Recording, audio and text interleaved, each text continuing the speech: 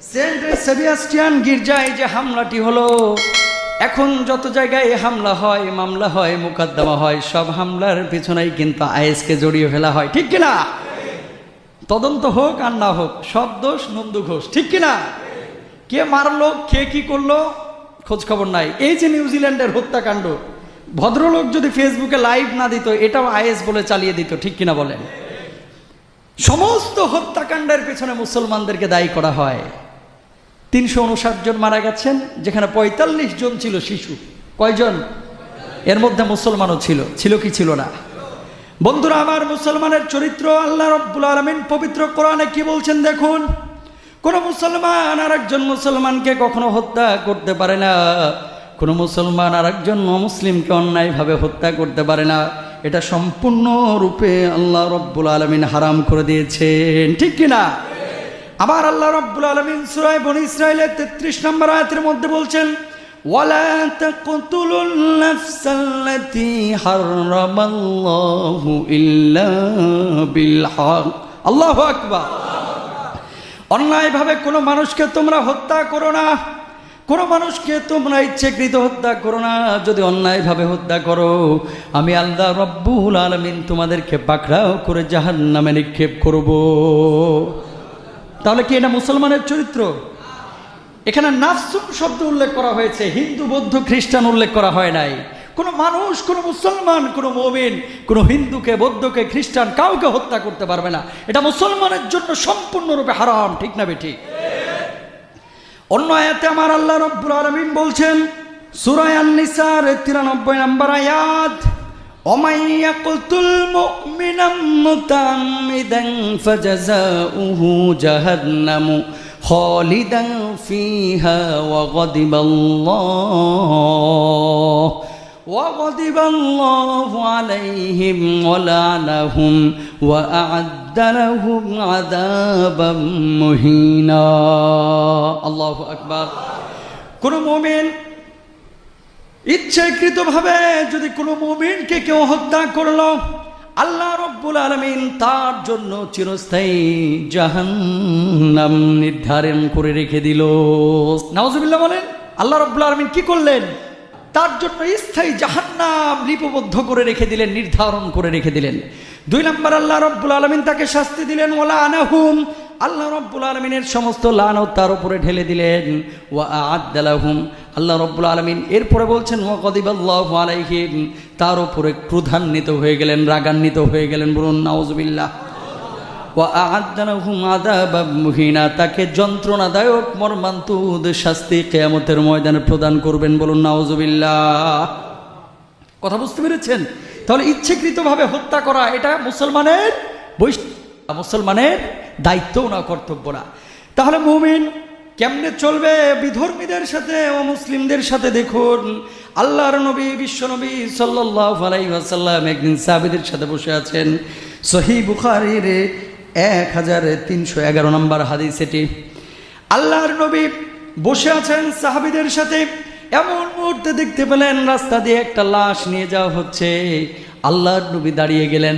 সাহাবীরা বললেন, ইয়া রাসূলুল্লাহ, ইয়া হাবিবাল্লাহ, আপনি কাদের জন্য দাঁড়াচ্ছেন? এরা তো মুসলমান না, যার লাশ নিয়ে যাওয়া হচ্ছে উনি মুসলমান না, উনি ছিলেন একজন ইহুদি মানুষ। ইহুদি মানুষের লাশ দেখে আপনি কেন দাঁড়ালেন ইয়া রাসূলুল্লাহ? আল্লাহু আকবার।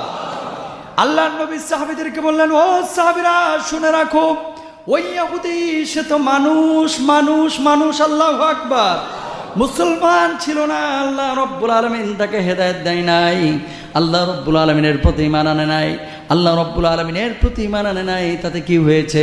একজন মানুষের লাশ নিয়ে যাওয়া হচ্ছে, তার মৃত্যুকে আমি দেখেছি, আমার সামনে দিয়ে মৃত লাশ নিয়ে যাওয়া হচ্ছে, আমি নবী তার সম্মানার্থে দাঁড়িয়ে গেছি। হযরত ওমর, আব্দুল্লাহ ইবনে আমর রাদিয়াল্লাহু তাআলা আনহুর একটি ঘটনা তিরমিজি শরীফের 1943 নম্বর হাদিসে এই ঘটনাটি উল্লেখ রয়েছে। আব্দুল্লাহ ইবনে আমর রাদিয়াল্লাহু তাআলা আনহু একবার বকরি জবাই করেছেন। বাড়ির মধ্যে ভালো আয়োজন, বকরির গোশত দিয়ে আজকে খাবার খাবেন। তার একজন গোলাম ছিল, গোলামকে বলল, গোলাম, বকরির গোশত যে বাড়িতে রান্না হলো, পাশের বাড়ির যে ইহুদি রয়েছে ওই ইহুদির বাড়ি গোশত কি দেওয়া হয়েছে? গোলাম বলল, সে তো মুসলমান না, তার বাড়ি কেন আমি গোশত দেব? আব্দুল্লাহ ইবনে আমর রাদিয়াল্লাহু তাআলা আনহু বললেন, আল্লাহর নবী প্রতিবেশীদেরকে তরকারি দেওয়ার ব্যাপারে, তাদের অধিকারের ব্যাপারে এতটা সোচ্চার করেছেন, মনে হতো না জানি আল্লাহ রব্বুল আলামিন আল্লাহর নবীকে তাদের ওয়ারিস বানায় দেন। সুবহানাল্লাহ বলেন।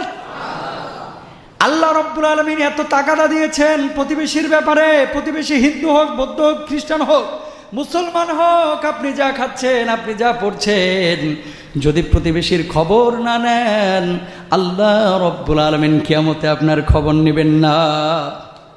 নাউজুবিল্লাহ বলেন। আপনি বলবেন দলিল কি? আমার আল্লাহ রব্বুল আলামিন সূরা নিসার 36 নম্বর আয়াতের মধ্যে বলছেন, ওয়াবুদুল্লাহ ওয়া লা তুশরিকু বিহি শাইআন ওয়া বিল ওয়ালিদাইনি ইহসানা। আমার আল্লাহ বলছেন, তোমরা আল্লাহর ইবাদত করো, আল্লাহর সাথে কাউকে শরীক করো না, বাবা মার সাথে ভালো আচরণ করো, ওয়াল জারিদিল কুরবা ওয়াল জারিল জুনুবি ওয়াস সাহিবি বিল জামবি ওয়াবনিস সাবিল, যারা নিকটের আত্মীয়, নিকটের প্রতিবেশী, দূরের প্রতিবেশী, সবার সাথে ভালো আচরণ করো, ভালো ব্যবহার করো। বলুন সুবহানাল্লাহ।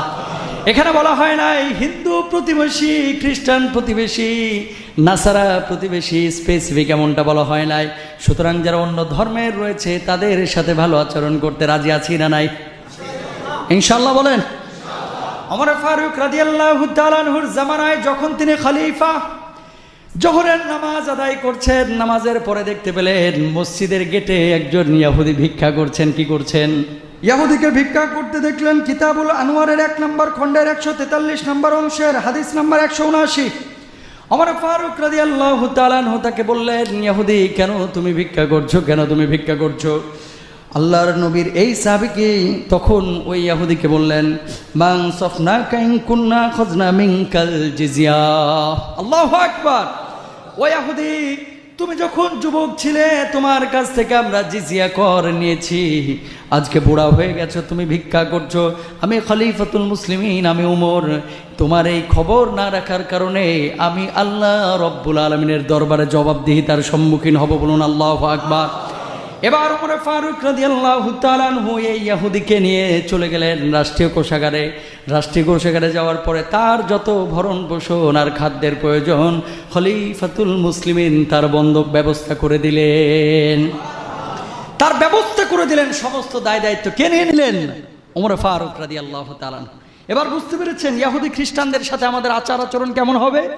সুতরাং নিউজিল্যান্ডের হত্যাকাণ্ডের পরে, হত্যাকাণ্ড ঘটলো নিউজিল্যান্ডে, ঘটালো অস্ট্রেলিয়ান নাগরিক বা নিউজিল্যান্ডের নাগরিক, সেখানে প্রতিশোধ না নিয়ে যদি শ্রীলঙ্কায় এভাবে কেউ বোমা হামলা করে, অবশ্যই সেটা ইসলামী শরীয়তের শিক্ষা না, কোরআনের শিক্ষা না। ঠিক কিনা?